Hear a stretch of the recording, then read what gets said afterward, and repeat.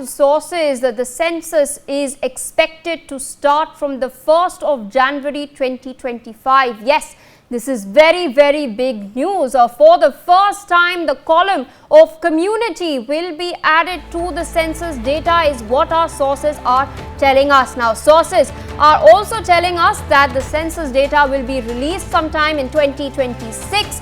But what is most crucial perhaps is that a caste census will not be included, is what our sources are telling us. And it is this final point over which a war of words has been brewing. Now, the opposition, particularly the Congress party, has been quick to criticize the centre. The Congress party has, of course, posed a couple of questions. Jairam Ramesh has asked whether the new census will include a detailed enumeration of all castes in the country, and whether the census would be used for determining the strength of each state in the Lok Sabha. He's also gone on to state that the Congress party is seeking an all-party meet to get clarity on whether the census should include the enumeration of castes. Meanwhile, my colleague Sanjay Sharma has spoken to Aam Aadmi Party Rajya Sabha MP Sanjay Singh as well as BJP Rajya Sabha MPs Dinesh Sharma and Brij Lal. Let's listen in to his conversations with them. आम आदमी party के वरिष्ठ नेता संजय सिंह जी हमारे साथ में मौजूद है। संजय जी, केंद्र सरकार जनगणना जरूर करा रही, लेकिन जाति जनगणना नहीं होगी, जो कि विपक्षी दलों की सबसे बड़ी मांग थी।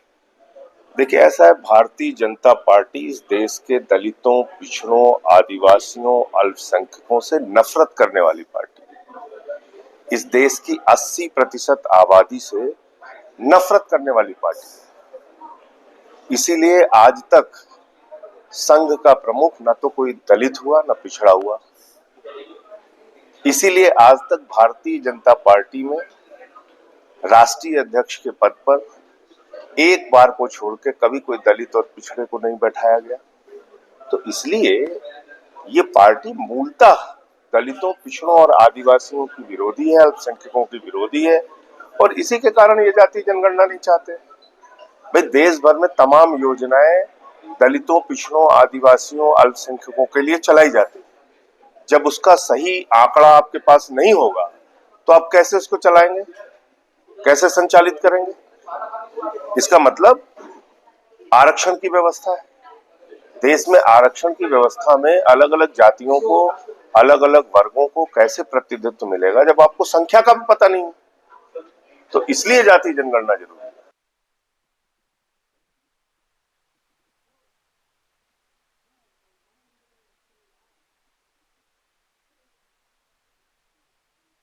बीजेपी के वरिष्ठ सांसद ब्रिजलाल जी हमारे साथ में मौजूद है। ब्रिजलाल जी, अब जनगणना कराई जा रही है केंद्र सरकार द्वारा, लेकिन ये भी कहा जा रहा है कि जातिगत जनगणना नहीं होगी, जिसकी मांग राहुल गांधी सहित तमाम विपक्षी दलों के नेता कर रहे हैं। राहुल गांधी और विपक्षी दल के जितने नेता हैं, ये कभी जातिगत जनगणना के पक्ष में थे ही नहीं।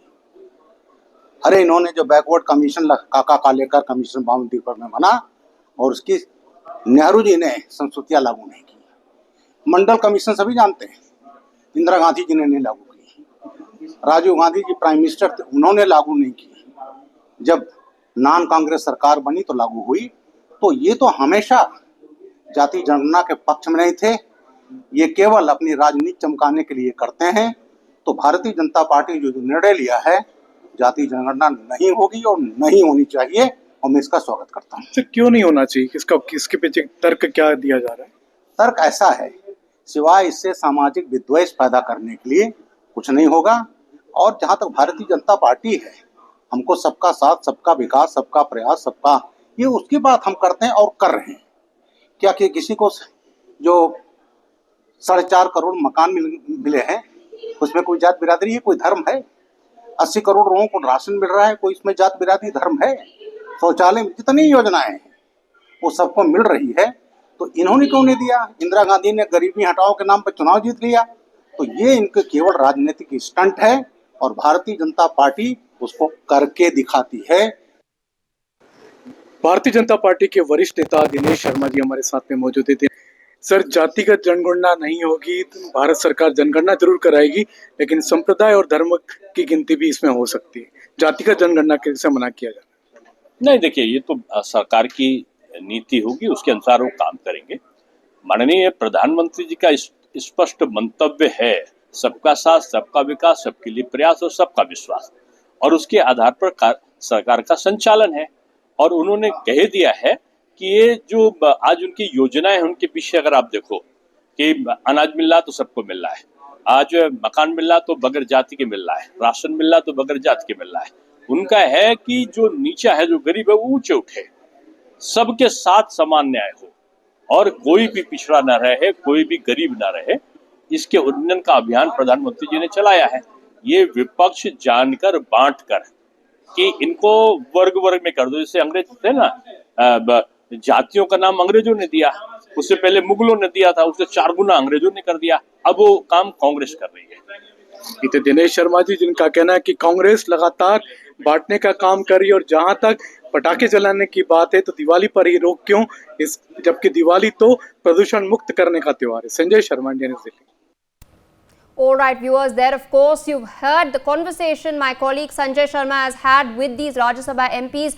But big news also coming in. Sources to NewsX are also indicating that the census will be conducted in 2 rounds. And in the first round, information with regards to physical property, that is people's houses, that is livestock, will be established. Meanwhile, in the second round, the number of people living in a particular area is expected to be counted. So this is some further details that sources are revealing to us. My colleague Sanjay Sharma is joining us live.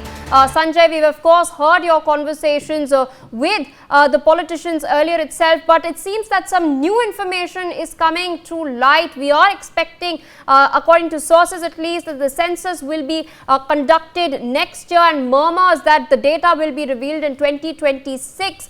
But now it's being told that there is a formal step. It's a 2-step program that the government is looking to implement. First up, taking a look at the physical property of people, then counting the number of people. बिल्कुल, इस बार जो census होने वाला है उसमें कई सारे column रखे गए हैं। इस बार सिर्फ केवल इंसानों की, यानी कि ह्यूमन बीइंग की काउंटिंग नहीं होगी। इस बार काउंटिंग होगी हमारे जो एनिमल्स हैं, जो पशुधन है, उसकी भी काउंटिंग होगी। साथ ही साथ मकानों की, हाउस होल्ड की प्रॉपर्टी की भी काउंटिंग होगी। कितने मकान हैं हमारे पास में, कौन कौन कितने मकानों में रह रहा है, किसके पास कितना बड़ा मकान है, कितने कमरों का मकान है, साथ ही साथ उनमें टॉयलेट बाथरूम है या नहीं है, और साथ ही साथ कितना पशुधन है, कितनी गाय है या उनके पास में कोई दूसरे पशु हैं उनके पास में, और इसके अलावा वो किस संप्रदाय को बिलोंग करते हैं। वो किसी भी जाति का कॉलम उसमें नहीं रखा गया है, संप्रदाय का कॉलम रखा गया है। क्योंकि अगर हम धर्म की बात करें तो एक ही धर्म में कई सारे संप्रदाय मानने वाले लोग भी होते हैं। जैसे मुस्लिम की हम बात करें तो मुस्लिम में शिया भी होते हैं, सुन्नी भी होते हैं, पसमानदा भी होते हैं, बोरे भी होते हैं, कई सारे संप्रदाय मुसलमानों में भी होते हैं, हिंदुओं में भी कई सारे संप्रदाय होते हैं। कोई रविदासी होता है, कोई वैष्णव होता है, कोई शैव होता है। तो इस बार संप्रदाय का कॉलम भी एक रखा गया है। तो इस बार जो सेंसस होगा उसमें लोगों की पूरी तरह से काउंटिंग तो होगी, साथ ही साथ किस संप्रदाय के कितने लोग हैं, उनके पास में फिजिकल प्रॉपर्टी कितनी है, कितनी संपत्ति उनके पास है, कितनों के पास मकान है, कितनों के पास नहीं है, और मकान है तो कितना बड़ा है, वाहन है तो कितने वाहन है, इसकी भी गणना होगी। ताकि जब डेवलपमेंट की बात होगी, जब लोगों के डेवलपमेंट की बात होगी, इलाके के डेवलपमेंट की बात होगी, तो इन सभी फैक्टर को ध्यान में रख करके नीति आयोग भी अपनी योजनाएं बनाएगा, और साथ ही साथ सरकार भी अपनी योजनाओं का इम्प्लीमेंटेशन उसी आधार पर करेगी। For more such videos, subscribe to the NewsX YouTube channel, hit the bell icon.